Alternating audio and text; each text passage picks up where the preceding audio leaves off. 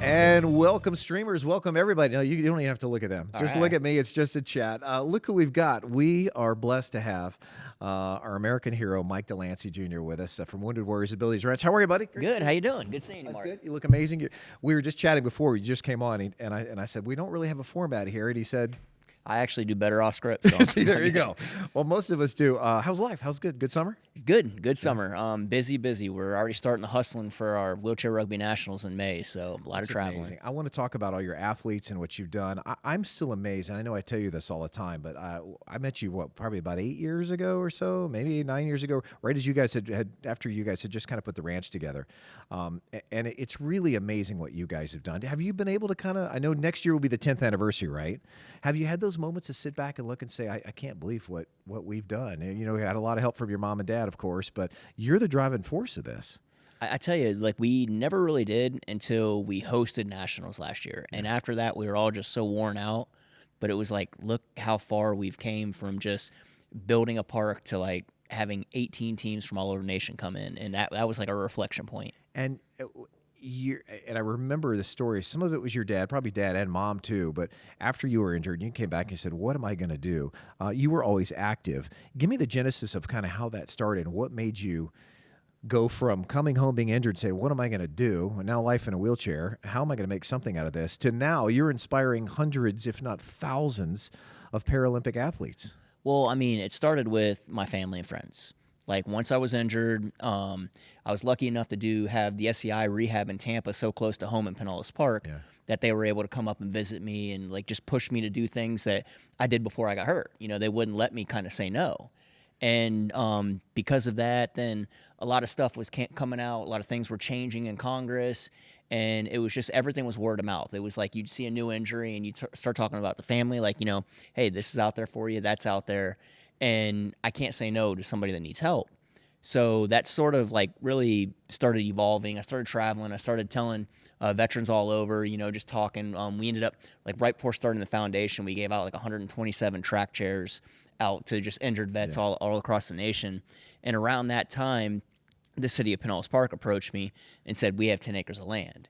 And me and my father, just through our travels, we were kind of like, hey, we're going to start our own nonprofit. We're going to focus in on the injured veterans in wheelchairs, bring people in from the James Haley, and just kind of get them out, at the hospital for the first time and show them, that there's stuff you could still do after being injured.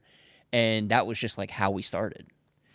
And every time I go out there, I'm always amazed to see the people who are out there using the equipment, not just the athletes, but so many other families, and they're the athletes as well. So those rugby games are crazy. If you guys have not seen any of these wheelchair rugby games, you've got to go check them out. I was amazed at the amount of contact when I saw this in person. I think I told you that too. They are not being kind to each other. No, but sometimes you need that. When you're first injured, just a lot of people like to coddle you. It's the nature of the beast. They see you injured, they knew who you were, and they kind of just have that mother hen, vibe. But then you get around in a sport where you finally get contact, and, wheelchair football and basketball is the same way. But rugby, hands down, I mean, it's the most violent wheelchair sport I've seen, and in a good way. I mean, it's a great therapy, is it not? Oh, yeah. I mean, I could write books about how it's changed people's lives outside of the sport. There's so many times where I see a newly injured person coming out of the hospital, and mom and dad are carrying their bags for them. And then they get around people with less function, and then they're like, no, he can do that, or she can do that.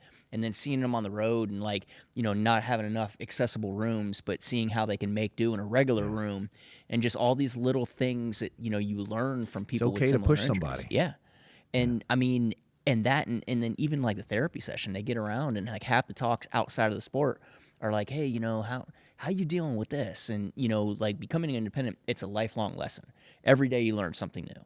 And then when you hear people coming out of the hospital with, like, the newer techniques, and then the old dog showing the new people, like, hey, this is how you do things. Like, so many aha moments that you see in people's eyes when they get in the adaptive sports world. I love meeting so many of your adaptive friends and buddies who every one of them tells me that you've changed their life. Every one of them. I mean, I really, it's nice, but it's like, okay, next, move on. I mean, it's like, but I mean, and it is nice to hear it and talk about it, but just, to me, the joy is just seeing how far they progressed. And especially when some of them got hurt 3-4 years after myself, But then now they're teaching me things that they learned through their travels. We've told your story a couple of times, but tell our viewers again, we're coming up on the anniversary of when you were injured. Tell us about that and the day that your life changed. So September 1st of 2006, my unit, 3rd Battalion, 3rd Marines, India Company, we were on a dismounted foot patrol. At that point in time, I remember hearing gunfire, trying to fire, jump behind cover and fire back, and I realized I couldn't stand. And the injury pretty much went through my back left scapula, hit my 5th, 6th, shattered my 7th vertebrae, hit here, and then punctured my right lung. I remember people being around me constantly telling me, hey, don't fall asleep, don't fall asleep. I got loaded on the helicopter. From there, I don't remember like the next month and a half of my life. But I was transported to Germany, and then Germany to Bethesda, Maryland, which is right outside of D.C., and that's when I started seeing family and friends around me. And it was sort of like about 2 weeks in, because they had me on a medically induced coma at that point. But then when I seen them all and they were constantly pushing me to get the ventilator off, and once that happened, I mean, it was quickly they came in and said, you have a choice of 4 rehab hospitals. Tampa happened to be one of them. And I'm like, oh, I'm from that area. I'm going there. And probably, in hindsight, probably not a good thing, because I was more focused on going home than actual rehab. But, I mean, I made lifelong friends, and that's a top-notch facility. And all my family and friends from home were able to just come see me on a daily basis. So I had a lot of support. We're going to talk a little bit about what your Alive Ride means, because I know that's coming up next week. I want to hear, too, about more of your Paralympians that are sending to Paris next week, right? Yes, I'm very excited. All right, hold that thought. We're going to take a quick break. Don't move. We'll be right back with more. Tell you about Mike's Alive Ride, tell you about the Paralympians, and much more that the great work that Wounded Warriors Abilities Ranch is doing. We'll be right back. All right. And welcome back to Fox 13 Unscripted, here streaming for you. We've got Mike Delancey Jr. from Wounded Warriors Abilities Ranch. Thanks again for coming in. It's always great to spend some time with you. This Alive Ride that you guys do, I know you were just telling me, when you were injured and you guys came back here and you knew you wanted to get active, you wanted to eliminate the excuses and find something to do and find something to inspire other people, which is what you've done with your foundation. This Alive Ride is really... I think it's neat because in a way you're celebrating the day that your life changed, that you were almost killed. But at the same time, this is your way of saying, you're not going to do that to me. I'm going to make something out of this. Oh, absolutely. In the veteran community, when we had a lot of severely injured guys coming back from Iraq and Afghanistan, we sort of kind of catalyst into like, it's not the day you almost died. I'm tired of hearing that.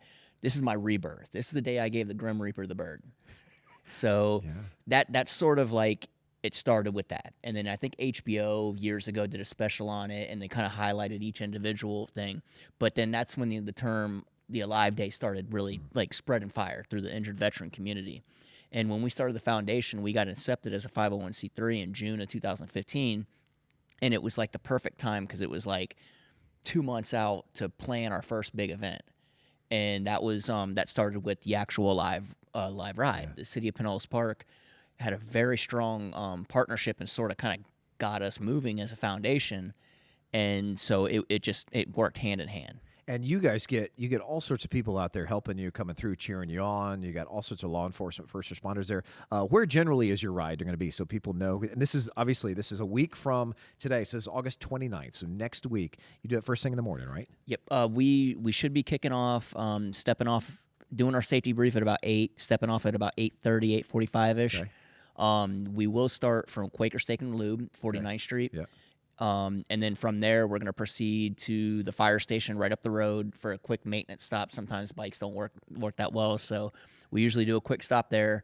And then we proceed to hit all the elementary schools. So we'll go to Pinellas Park Elementary, stop there for a quick stop, go to Skyview, stop there. And then from there, I think we go to Cross Bayou. Yeah, Cross Bayou. Okay. And then have a quick stop there, and then go up to Pinellas Park or Morgan Fitzgerald Middle, Pinellas Park High, and then Pinellas Central, and then back to Quaker I know State. you get a lot of people out there cheering you on. If you can be anywhere near the route next Thursday morning, stop by and say hello and salute him if nothing else, because we are so indebted to you for everything you've done. Let's talk about, you got some more exciting news. You've inspired so many athletes these days who are fighting a number of struggles. But you guys now have a Paralympic team. Your Wounded Warriors Abilities Ranch is sending folks to Paris. Oh, absolutely. I mean, when we talked earlier about the inflection point, like we started our adaptive sports program 3-4 years ago, and since then it took off like wildfire. Our 2 rugby teams, we actually hosted nationals and won it all, our D1 team. And because of that, the caliber in 3 years, or the 4th year, yeah, just amazing. Fourth year, and then we have more Team USA people wanting to come play for us. We have like an abundance of riches, but because of the caliber program we've been able to build, we had a lot of athletes that are going to be in the 2024 Paralympics. 2 of our athletes are going to be playing for Team Great Britain. Our coach was a former Team USA player. He'll be coaching Team Great Britain. And then on top of that, our basketball coach, Paul Schulte, is coming out of retirement and playing for Team USA in wheelchair basketball. And we have a couple other athletes on our wheelchair rugby program that are going to be at Team USA as well. How did you get out of this trip? Is that mom and dad? Leave it up to dad? Well, I figured, my dad can show his wife a good time in Paris, and I can hold down the fort with the city. Yeah, no, I get that. Well, it's really cool. I really am so proud of all that you've done there.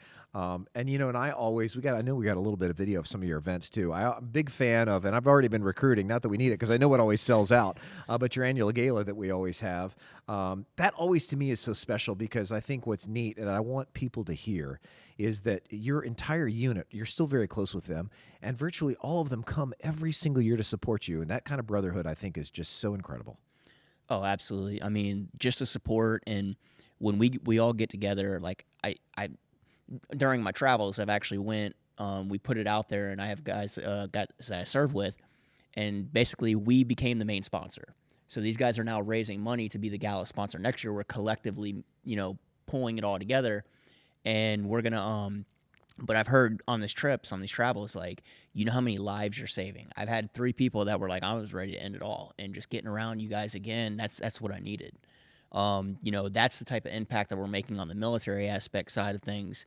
And then, you couple that with my new family, with the adaptive sports world, and you get them together. It's crazy, but good times. It really is. It's great things that you're doing, and I'm so impressed. And I know you don't like the attention. I know you don't like the accolades, but I feel like I want to remind our viewers that it all really starts with Mike, because I remember when we first met, you were always so positive. You're always so forthcoming, and you just always want to push people, and you're inspiring so many people. So I think it's so great. We're lucky to have you here in the Tampa Bay area, that's for sure.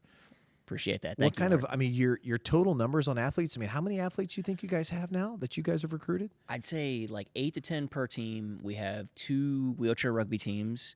We're probably going to end up running 3 this year coming up, and then a basketball team, and then we got a couple individual sport athletes that we're sponsoring. So all in all, probably like 50, 60. And rugby's the big one, but athletes. you got basketball as well. And is it a softball team? But The softball team's on and off. Okay. It's really like, it's kind of, softball plays in that, like, everybody's off season where it's their time to travel. So it's like, if we can get the band together, we'll play, Yeah. No, I get it. All right. WoundedWarriorsAbilitiesRanch.org. Yes. Check them out if you can. And I know I hit you up for the date for the gala. It's the 31st. Yes. It'll be May 31st this year. The Sheridan Sankey always 2025, of course. We're looking ahead, right? Yes, Yeah. And I don't think we're ever going to leave there. It's a perfect venue. The staff is incredible. They've really taken care of us since day one, and and I can kind of keep my guys like self-contained. So it's Keep a good them all time. there. Yeah. Indeed. Put that on your calendar as well for May 31st of next year. Thanks again, buddy. Thank you, Always Mark. appreciate you. Appreciate You're it. the best. Appreciate everything you're doing. You're inspiring, and I know you'll continue to do that. So thanks again. Check them out, Wounded Warriors Abilities Ranch. We appreciate you for your service and everything you've done. We appreciate you guys for watching as well here on Fox 13 Unscripted. We will see you a little bit later on the TV.